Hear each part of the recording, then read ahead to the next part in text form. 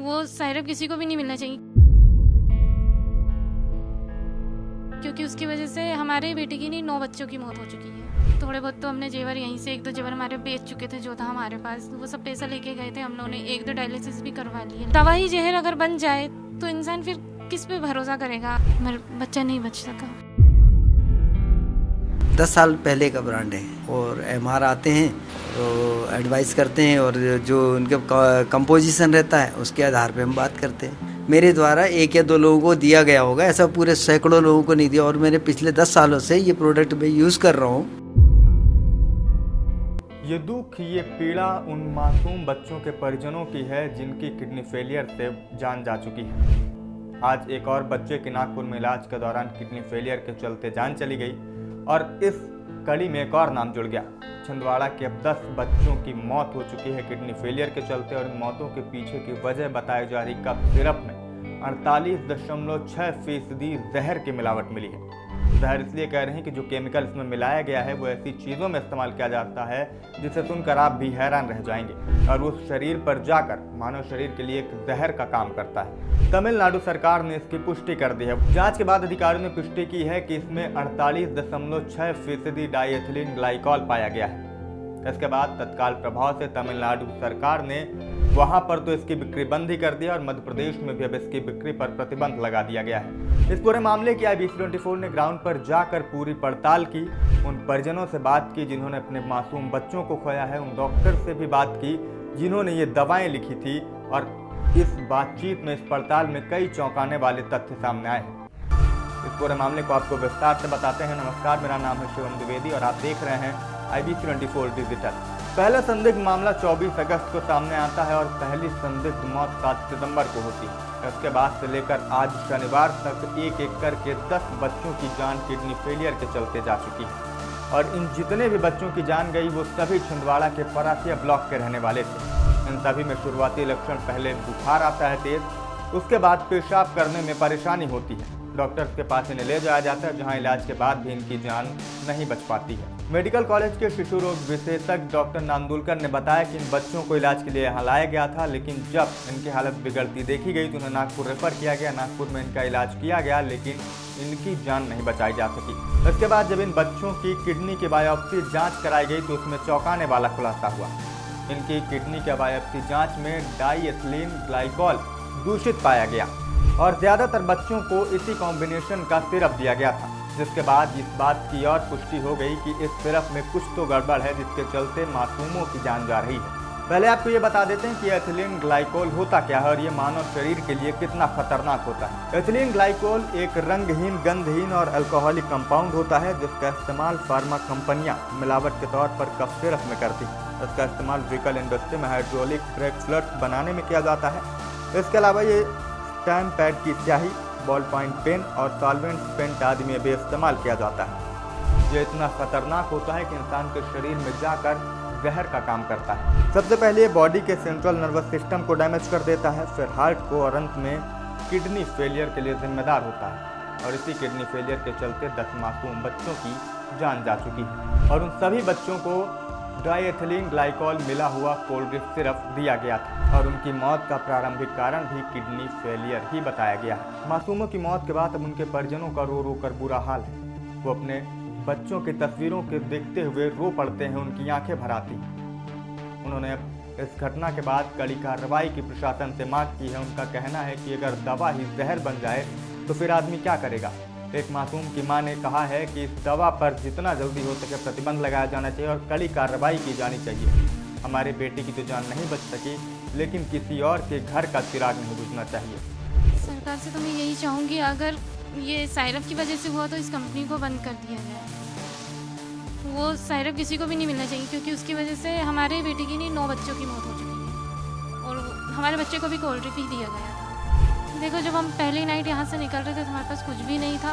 वहीं से इन्होंने फ़ोन लगवा के ऑटो बेचे। थोड़े बहुत तो हमने जेवर यहीं से 1-2 जेवर हमारे बेच चुके थे जो था हमारे पास, वो सब पैसा लेके गए थे। हम लोगों ने 1-2 डायलिसिस भी करवा लिए, लेकिन पैसा बहुत लग रहा था। वहाँ एक ही बार में 40 से 45 हज़ार रुपये लग चुका था। फिर हमारे पड़ोस और रिश्तेदार सब ने हमारी मदद की है, जो जानने पहचानने वाले थे सब ने कलेक्शन करके हमें पैसे सेंड किए। हमने उससे भी इलाज करवाया। ऐसे लोगों पे कार्रवाई तो होना चाहिए ताकि ये जो चल रहा है, क्योंकि दवा ही जहर अगर बन जाए तो इंसान फिर किस पे भरोसा करेगा। अगर दवा ही जहर बन जाए और डॉक्टरों की भी कोई गलती नहीं है, क्योंकि वो तो कंपनी से ही आ रहा है वैसा, कोई उन लोग अपने घर में तो बना नहीं रहे हैं। तो ये जहाँ से बन के आ रही है वहाँ पे हम चाहते कि सरकार कार्रवाई करे, उसे बैन करे। हमने जब उन डॉक्टर से बातचीत की जिन्होंने ये दवा प्रिस्क्राइब की थी उन मासूम बच्चों के लिए, तो उन्होंने भी कहा कि हाँ, हम कबूल करते हैं कि हमने ये दवा प्रिस्क्राइब की थी, लेकिन इसके कंपाउंड्स और इसकी बाकी चीज़ों की जानकारी ड्रग डिपार्टमेंट की होनी चाहिए, हमें इनके जोखिमों के बारे में पता नहीं था। डॉक्टर ने ये भी कहा कि मैंने 1 साल के अंदर लगभग 500 लोगों को ये दवा प्रिस्क्राइब की थी, लेकिन ये हाल फिलहाल में अचानक कैसे मौतें हुई मैं खुद ही नहीं समझ पा रहा हूँ और ना मुझे इसकी जानकारी है। कोल्ड्रिफ नाम का कफ सिरप, तो सर ये प्रिस्क्राइब आप लोग कर रहे थे, इसमें इसे पीने से बच्चों की मौत की खबरें सामने आ रही हैं, क्या कहेंगे आप? आखिर ये प्रिस्क्रिप्शन किस आधार पर आप कर रहे हैं? अभी जो वर्तमान में जो मौसम चल रहा है वो ऐसा मौसम चल रहा है कि जिसमें कि आर्द्रता ज़्यादा है, टेम्परेचर नॉर्मल है, जिससे के कारण से कीटाणु, विषाणु, वायरस सब डेवलप हो रहे हैं बहुत तेज़ी से। और जितने भी जो बच्चे आते हैं मेरे पास, उनको यही प्रेजेंटेशन था कि सर्दी, जुकाम, बुखार, और एक बहुत ज़्यादा मतलब हाई ग्रेड फीवर रहता था एक पर्टिकुलर टाइम के दौरान में।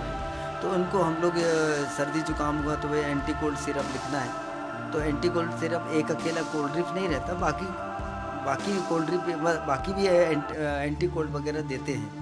तो आपका भरोसा कैसे जागा कि एक नया ब्रांड आता है आप उसको प्रिस्क्राइब कर देते हैं? ब्रांड नहीं है ये, 10 साल पहले का ब्रांड है। और एमआर आते हैं तो एडवाइस करते हैं, और जो उनके कंपोजिशन रहता है उसके आधार पे हम बात करते हैं कि भाई अपने को जो उसके कंटेंट हैं जो सर्दी जुकाम के लिए सूटेबल है, कोई हानिकारक नहीं है, और उनका जो डोज़ है, चूँकि मैं पीडियाट्रिशियन हूँ, हम लोग उसको डोज के आधार पे ही हम लोग को पर केजी बॉडी वेट के हिसाब से ही दवा प्रिस्क्राइब करते हैं। कफ सिरप से मौत होने के बारे में मेरे को इसलिए जानकारी नहीं कि उनका जो डाइल्यूएंट क्या यूज़ करते हैं, उसको किस तरह से प्रोसेस में लाते हैं, किस तरह से उसको मैन्युफैक्चरिंग करते हैं, ये मेरा सब्जेक्ट नहीं है और ना मेरे को मालूम है, क्योंकि ऑलरेडी दवाइयाँ जो है वो वहाँ से बनती है, सारे जो डिपार्टमेंट से वो वेरीफाइड होती है, उसके बाद यहाँ मार्केट में आती है ना। मेरे द्वारा 1 या 2 लोगों को दिया गया होगा, ऐसा पूरे सैकड़ों लोगों को नहीं दिया। और मैंने पिछले 10 सालों से ये प्रोडक्ट मैं यूज़ कर रहा हूँ और इसमें मतलब मैंने कि पिछले 1 साल के अंदर मैंने मान के चलो कि 500 लोगों को लिखा, तो क्या 500 लोगों को किडनी गई? तो डॉक्टर प्रवीण सोनी का कहना है कि हम पिछले काफ़ी समय से ऐसी दवाओं को प्रिस्क्राइब कर रहे थे, लेकिन हाल फिलहाल में ये मौतें हमें भी चौंका रही हैं और हमें इसकी जानकारी नहीं है, क्योंकि दवाओं की जांच का जिम्मा जो है वो ड्रग डिपार्टमेंट के पास होता है।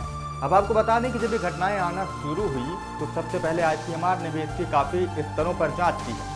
जिन क्षेत्रों पे बच्चों की मौतें हो रही थी वहाँ के पानी की जांच की गई, पानी में भी कोई गड़बड़ी नहीं मिली। बच्चों के ब्लड सैंपल्स कलेक्ट करके पुणे के वायरोलॉजी डिपार्टमेंट लैब में भेजे गए, उनमें वायरल का भी कोई लक्षण नहीं मिला। और जब इसके बाद मृत बच्चों की किडनी के बायोप्सी रिपोर्ट सामने आई, तब उसमें पता चला कि ग्लाइकोल, डाइएथिलीन ग्लाइकोल नाम के केमिकल के चलते इनकी किडनी फेल हुई है, इनकी किडनी फंक्शनिंग पे खराबी आई और उसके चलते इनकी जान चली गई। यानी मतलब साफ है कि डाइएथिलीन ग्लाइकोल मिला हुआ सिरप पीने से इन बच्चों की किडनी फेल हुई और उसी के चलते 10 मासूमों की जान जा चुकी है अब तक।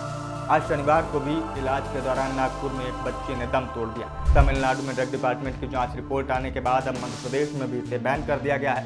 मुख्यमंत्री डॉक्टर मोहन यादव ने सोशल मीडिया प्लेटफॉर्म X पर जानकारी देते हुए बताया कि हमने कोल्ड सिरप को तमिलनाडु सरकार द्वारा जैसे ही जांच रिपोर्ट भेजी गई, हमने तत्काल प्रभाव से इस पर प्रतिबंध लगा दिया है। इतना ही नहीं, इस कंपनी की बाकी दवाओं पर भी, बाकी जो प्रोडक्ट आते हैं उन पर भी हमने बैन लगा दिया है। और जो भी इस घटना के लिए जिम्मेदार होगा, इन मौतों के लिए जो भी जिम्मेदार होगा, उन्हें किसी भी कीमत पर बख्शा नहीं जाएगा। लेकिन सवाल वही है कि आखिर उन 10 मासूमों की क्या गलती थी, उनकी मौत के लिए जिम्मेदार कौन है? ये दवाएं कैसे मार्केट तक पहुंच गई? जब आप ड्रग डिपार्टमेंट पर यह जिम्मेदारी होती है कि आप सभी दवाओं की पहले प्रॉपर जांच करें कि उनमें कोई खतरनाक, जानलेवा या जहरीला केमिकल तो नहीं मिलाया गया।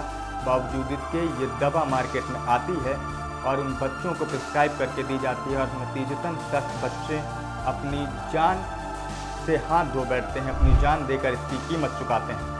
अब उन मासूमों के परिजनों की पथराई आंखें न्याय की उम्मीद से प्रशासन की ओर देख रहे हैं, सरकार की ओर देख रहे हैं कि उन्हें कैसे इंसाफ मिलेगा और कब इंसाफ मिलेगा।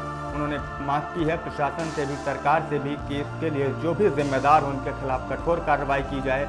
ऐसी दवा कंपनी के खिलाफ कठोर कार्रवाई की जाए और इस दवा में खतरनाक केमिकल मिलाने वाले लोगों पर भी कठोर कार्रवाई की जानी चाहिए।